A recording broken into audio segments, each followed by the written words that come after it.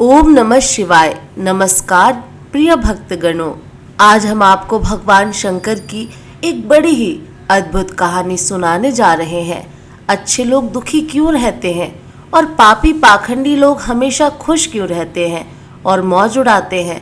इसके दो कारण हैं। दोनों ही कारण मैं आपको आज बताऊंगी। एक नगर में बीमार स्त्री रहती थी। उसकी 3 छोटी छोटी बेटियां थीं। जवानी में ही उसका पति गुजर गया। अगर आप यह कहानी सुन रहे हैं तो पूरा सुनिए। इस कथा को आधा अधूरा छोड़कर जाने की गलती मत करिएगा, क्योंकि इस पवित्र कथा को आधा अधूरा छोड़ने से आपको पाप भी लग सकता है। इसलिए इस कथा को पूरा सुने। भक्त हैं तो भोलेनाथ का अनादर न करे।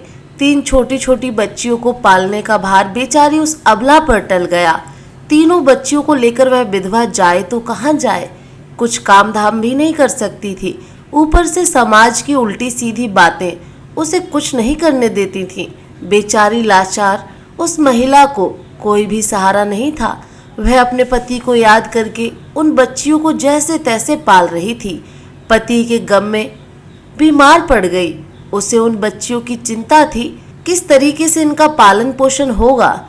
उन्हीं बातों को सोचकर एक दिन उसकी तबीयत और ज्यादा बिगड़ गई और उनका अंतिम समय भी निकट आ गया।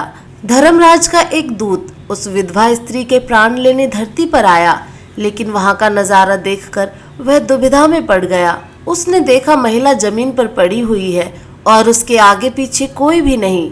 सिर्फ उसकी 3 बेटियां उसके ऊपर सिर रखकर पड़ी हुई हैं और रोई जा रही हैं। ये देखकर उसको दया आ गई और वहां बच्चियां अपनी माँ को रो रो कर जगा रही थीं। फिर दूत ने सोचा कि इनके पिता तो पहले ही मर चुके हैं। अगर मैं इस स्त्री के प्राण लेकर गया तो ये बच्चियां किसके सहारे रहेंगी? कौन इनका पालन पोषण करेगा? यह सोचकर वह देवदूत उस स्त्री के प्राण लिए बिना ही लौट गया। धर्मराज कहते हैं, तुम तो उस स्त्री के प्राण लेने गए थे, फिर खाली हाथ कैसे आए? तब देवदूत कहते हैं, हे स्वामी, मेरी गलतियों को क्षमा करना। मैं चाहकर भी उस स्त्री के प्राण नहीं ला पाया।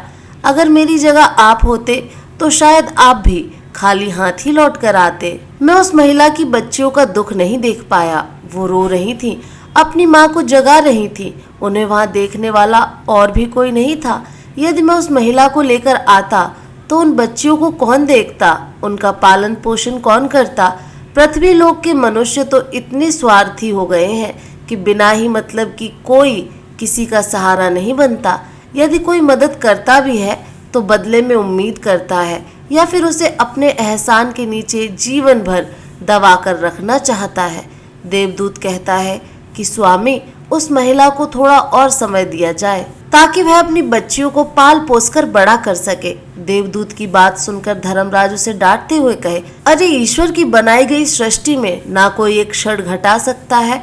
उसकी मर्जी के बिना ना उसे जीवन दे सकते हैं और ना समय से पहले मार सकते हैं। ईश्वर जो करता है सबके साथ अच्छा ही करता है। तुम कौन होते हो विधाता के नियम को बदलने वाले? तुमने उस महिला को ना लाकर ईश्वर के नियमों का उल्लंघन किया है। तुमने बहुत बड़ा अपराध कर दिया है, इसीलिए उसका परिणाम तुम्हें भोगना ही पड़ेगा।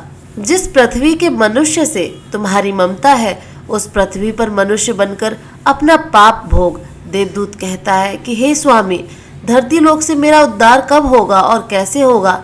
धर्मराज कहता है, धरती पर जाकर तुम अपनी मूर्खता पर 3 बार खिलखिलाकर हंस लोगे, उस समय ही तुम्हारा उद्धार हो जाएगा।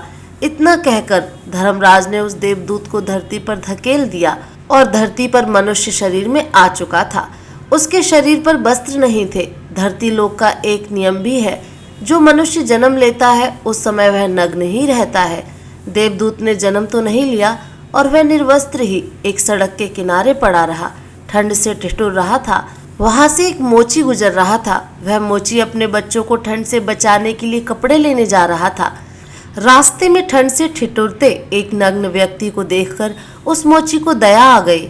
उसने अपने बच्चों को तो कपड़े नहीं लिए, लेकिन इस देवदूत को कपड़े और कंबल जरूर खरीदे और कपड़े लाकर उस देवदूत को दे दिए। देवदूत कहने लगा, भाई, आपने मुझे कपड़े देकर मुझ पर बहुत बड़ा उपकार किया है, लेकिन कपड़े देकर आपने मुझे ठंड से तो बचा लिया, लेकिन मेरे पास ना कोई घर है ना कोई परिवार है और ना ही कोई भोजन का साधन है।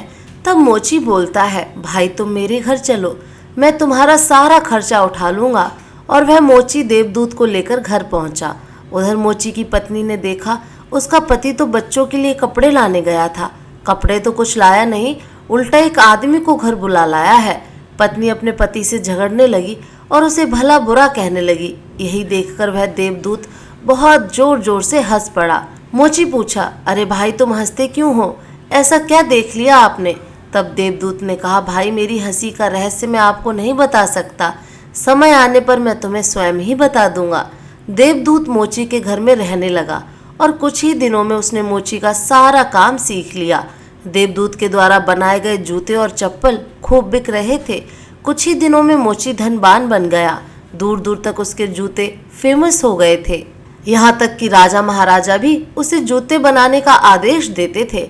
जब वह देवदूत उसके घर आया था, उसकी तो किस्मत ही चमक गई थी। धन की कोई भी कमी नहीं रही, सब कुछ अच्छा चलने लगा। एक दिन की बात है, राजा का एक सैनिक चमड़ा लेकर उस मोची के पास आया और बोला, देखो हमारे महाराज इसी चमड़े के बने जूते पहनना चाहते हैं। ये चमड़ा बड़ा कीमती है, तुम ठीक से एक जोड़ी जूते तैयार कर दो और ये चमड़ा खराब नहीं होना चाहिए। इस बात का विशेष ध्यान रखना कि इस चमड़े से सिर्फ जूते ही बनने चाहिए, भूल से भी इसकी चप्पल मत बना देना। राजा का सैनिक चमड़ा देकर चला गया। उधर मोची ने भी देवदूत को समझाया कि देखो राजा वाली बात है, इसमें कोई गलती मत करना, चमड़ा भी बहुत कम है, इसलिए चमड़ा खराब नहीं होना चाहिए। जूते की वह कहकर गया है तो जूते ही बनाना, गलती से यदि चप्पल बना दी तो जटिल से भी जटिल सजा देगा। मोची के इतना समझाने के बाद भी देवदूत ने चमड़े की चप्पल ही बनाई। चप्पल देखकर मोची की सांसें फूल गई। वह देवदूत को डांटने लगा, यहाँ तक कि डंडा लेकर उसे मारने के लिए दौड़ा और कहने लगा, अरे मूर्ख, तुझे बार बार समझाया था कि जूते ही बनाना, लेकिन तूने चप्पल बना दी। अब राजा हमें छोड़ेगा नहीं, तू भी मरेगा और साथ में मैं भी मारा जाऊंगा और वह मेरे पूरे घर वाले को फांसी लगवा देगा। मोची को अत्यंत दुखी देखकर देवदूत एकदम से खिलखिलाकर हंसने लगे।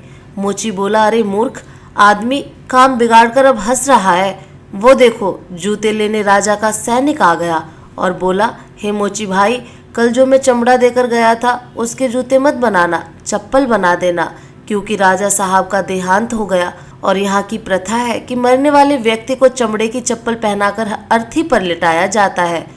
दूसरे दिन एक बुढ़िया के 3 लड़कियां मोची की दुकान पर आई थीं। उनकी शादी होने वाली थी और वे तीनों अपने लिए जूतों की नाप देने आई थी। देवदूत ने तीनों लड़कियों को पहचान लिया कि ये 3 वही लड़कियां हैं, वही जिनकी माँ को न ले जाने के कारण आज मैं अपने किए की सजा भोग रहा हूँ। और ये लड़कियां काफ़ी बड़ी हो गई हैं, लगता है अच्छे घर में पली बड़ी मालूम पड़ रही है। बुढ़िया कहती है, हाँ बेटा, बचपन में इनकी माँ चल बसी, इसीलिए इनको मैंने अपने पास रख लिया। मेरे पास करोड़ों की दौलत है और दुर्भाग्य से मेरा और इनका कोई नहीं है। इनको मैंने अपने पास ही रख लिया। मैंने इनको पढ़ाया लिखाया और अब इनका बहुत ही अच्छे खानदान में विवाह करने जा रही हूँ। लड़कियों का भाग्य देखकर देवदूत सोचता है, परमात्मा जो करता है अच्छा ही करता है। अगर उस समय उनकी माँ नहीं मरती तो आज ये भूखमरी और दरिद्रता में ही पड़ी रहती। इनकी माँ के मरने के बाद आज तीनों लड़कियां बहुत बड़े घराने की बहू बनने जा रही हैं और इस बुढ़िया की करोड़ों की संपत्ति की मालकिन भी बन चुकी हैं। यह सब देखकर देवदूत अपनी पहले की मूर्खता को सोच सोचकर जोर जोर से हंसने लगा। मोची ने पूछा, आप हंस क्यों रहे हो? अपनी हंसी का कारण बताओ। देवदूत मोची से कहता है, मैं एक देवदूत हूँ और अभी जो ये तीनों लड़कियां जूते की नाप देकर गई हैं, इनकी माता को मैं लेने आया था, लेकिन उस समय ये तीनों छोटी छोटी थीं और इन पर तरस खाकर मैं इनकी माँ को नहीं ले गया और इनके पिता का पहले ही निधन हो चुका था। इस कारण मुझे धर्मराज ने श्राप देकर धरती पर भेज दिया। मैं बिना कपड़े के एक सड़क के किनारे पड़ा था, तब तुम मुझे अपने घर ले आए। उस समय तुम्हारी पत्नी तुमसे खूब लड़ी थी क्योंकि तुमने अपने बच्चों के कपड़े के पैसे से मेरे लिए कंबल और कपड़े खरीद लिए थे।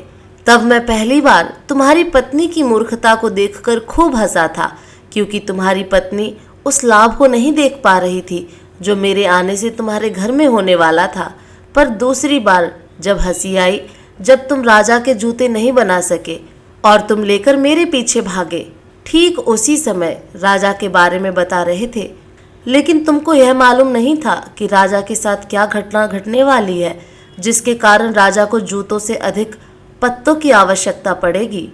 कई बार ऐसा होता है, हम चीज़ों को देखकर या सोचकर दुख मनाते हैं जो हम उसे दुख नहीं देख पाते, हम उसे नहीं देख पाते हैं और वह जो होने वाला है।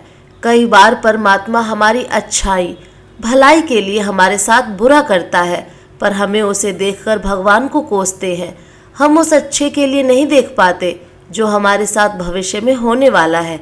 कई बार हमारे साथ वर्तमान में अच्छा होता है तो हम बहुत खुश होते हैं, लेकिन हम यह नहीं देख पाते कि भविष्य में क्या होने वाला है। हमारे साथ दो तरह की घटना होती हैं, अच्छी और बुरी, लेकिन हमें हमेशा यह सोचना चाहिए भगवान जो करेगा अच्छा ही करेगा। ये सोचकर आगे बढ़ना चाहिए। अच्छे लोग दुखी इसलिए रहते हैं क्योंकि अच्छे लोगों के साथ बाद में अच्छा हो सके, और दूसरा कारण यह है कि अच्छे लोग हमेशा ईश्वर के साथ जुड़े रहते हैं और इनको ईश्वर से जुड़ा रहना भी ज़रूरी है। अंत में देवदूत मोची को सब कुछ समझाकर वापस धर्मराज के पास चला गया। इस वीडियो को बोलते समय कोई त्रुटि हो तो क्षमा चाहती हूँ। उम्मीद है आप सभी को यह वीडियो अच्छी लगी होगी।